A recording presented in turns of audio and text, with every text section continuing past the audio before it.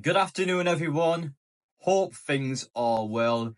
This fan base continues to amaze me.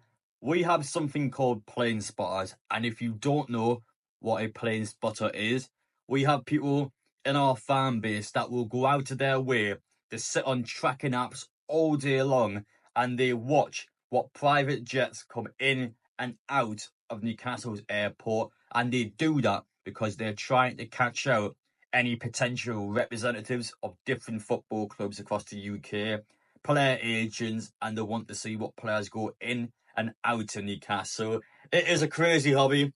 I can't see I would personally do that, but fair play to anyone that does do that because they're at least attempting to try and get some transfer news for us. But we're here on this video because they have found something last night, and I give you a big heads up straight away because it's so vague and there's so many different possibilities that I can't say it's actually Newcastle transfer related. But we're here on this video to explain this anyway because I know for a fact that a lot of you guys watching have caught on to this and it's causing quite a bit of a stir on social media. So I'm here to tell you what's happening, what it's all about, and hopefully for all of you to understand.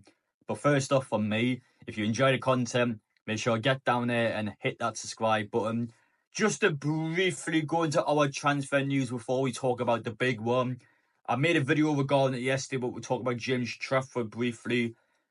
£40 million, that is how much Burnley wants for us to spend on him. Never ever worth it in my opinion. I've actually seen surprisingly mixed opinions from Newcastle fans. Some fans claim that the investment is worth it long term and that James Trafford will be worth that money one day. But it's far too early to call that. And I do have a solution to this transfer saga Newcastle have. In my opinion, sign him next summer. Burnley, with all due respect, we would expect them to go back down. I think the probability and the odds on Burnley going down this season are quite high. I'm confident enough to say now that Burnley would go back down to the Championship. I don't think James Trafford would stick around a second time.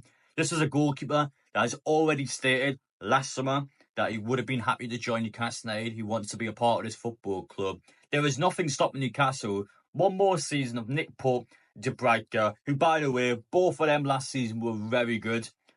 Two goalkeepers, we can stick with them one more season. If Newcastle have to get someone this summer, so be it. But there's nothing stopping Newcastle from doing this again next summer. The only potential problem being is that if someone is willing to reach a £40 million asking price now, and while Chelsea is currently interested in the goalkeeper, of course they are. Chelsea are always interested in our transfer targets, but I don't think they'll pay £40 million for Trafford. I don't think they would do that. I think Chelsea would try and get him on a cheaper deal.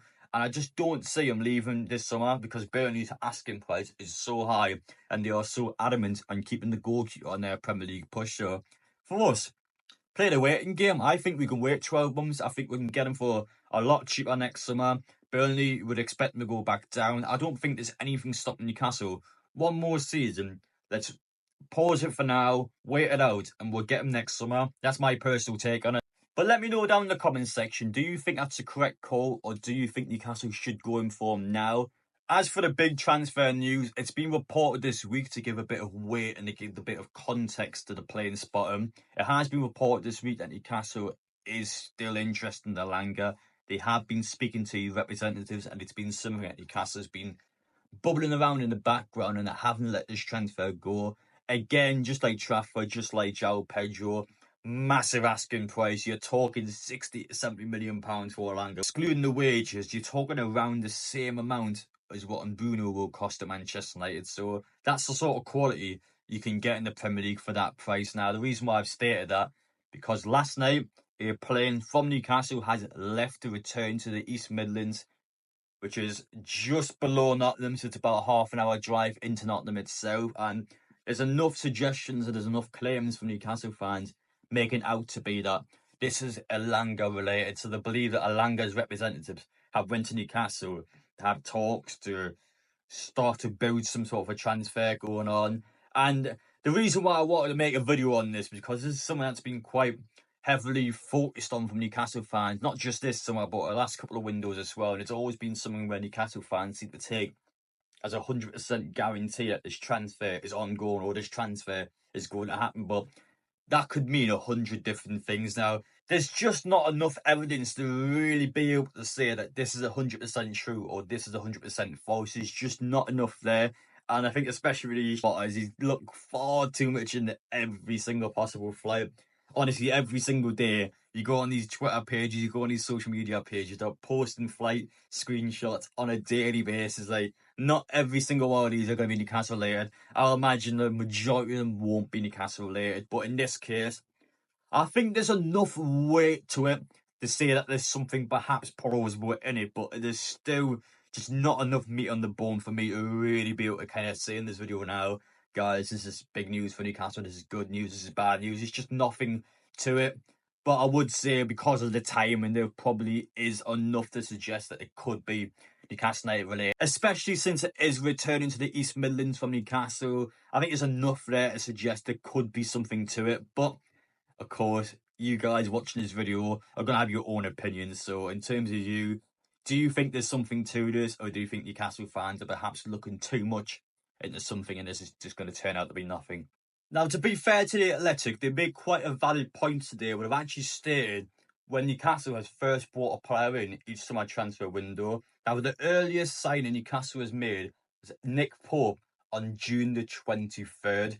And then Tonali was July the 3rd. So when you look at Newcastle's summer signings, we're still 2 weeks off from when Newcastle's made their first summer signing a couple of years back now. I think it does tell us two things. One is to still be confident because this, in Newcastle's eyes, is still quite an early stage. We don't tend to make signings until a couple of weeks later.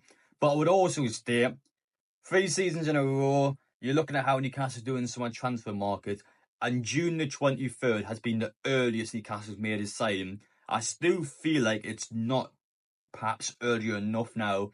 The reason why I say that is because how active this transfer window has been. And when you hear Eddie Howe's comments coming out from the Everton game saying that the good players won't stick around, Newcastle needs to act fast, then you look at the evidence in this transfer window.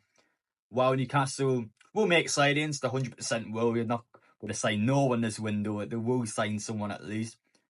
Is it still a bit too late? Should Newcastle be signing players earlier, or has the club done the correct thing and waited out throughout these summer transfer windows to sign the right players? And it is an interesting point to look at. But to be fair to the Athletic, that is valid. Newcastle never tend to sign players early in a summer transfer window. But I would also probably say that's a bit of a negative thing because I think Newcastle should be on top of bringing players in. Like, especially when you look into the Paul Mitchell stuff, the Eddie Howe stuff behind the scenes regarding transfers. Always not been the most positive thing to talk about. So Newcastle just need to get some players in. They'll do it at their own pace. They'll bring some players in. No matter what happens in this window, Newcastle will buy players in. But of course, for the sake of the fan base and for the sake of Eddie Howe, at the start of July, being able to use these players out in pre-season, Newcastle over the next couple of weeks need to start making some moves. There just hasn't been any real dents put into anything from Newcastle yet. But at the same time, when you look at the evidence so far, the asking prices are ridiculous. A team like Burnley wants £40 million for a 22-year-old championship goalkeeper last season. It's just ridiculous money, and I can understand why Newcastle doesn't want to pay these prices. But my suggestion that I made last video is that Newcastle should also be looking overseas to bring players in from abroad, especially when you look at our best players. Isak, Tonali, Bruno, Botman. And I know when you look at these players and you talk through these players, they are our most expensive ever players, but they're also our best players. Isak, Tonali are our two most expensive players in our history. Who do you think Newcastle's two best players currently are at this football club? Isak and Tonali. You would say those two answers, and that's not a coincidence. Newcastle has spent a lot of money abroad, yes, but they brought quality in.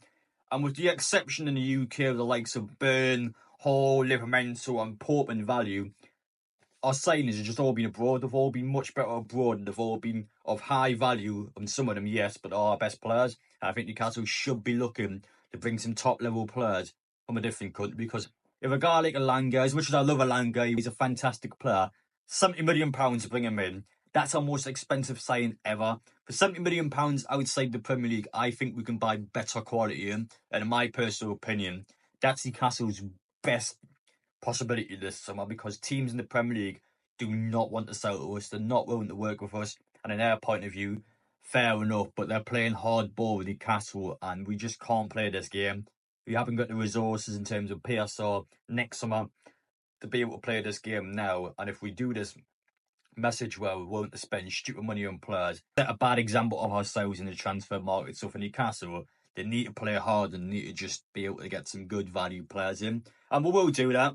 But for now, just wanted to kind of talk you through how things have been over the last 24 hours. I feel like over the next couple of days, it'll probably calm down a little bit. With signings not allowed to be made until the transfer window opens back up. But once that does happen, Newcastle will be back on it to bring some players in, and all of us can just relax, enjoy our summer, and be ready for Champions League football next season. But take care. Let me know your opinions down below, and we will see you all in the next one.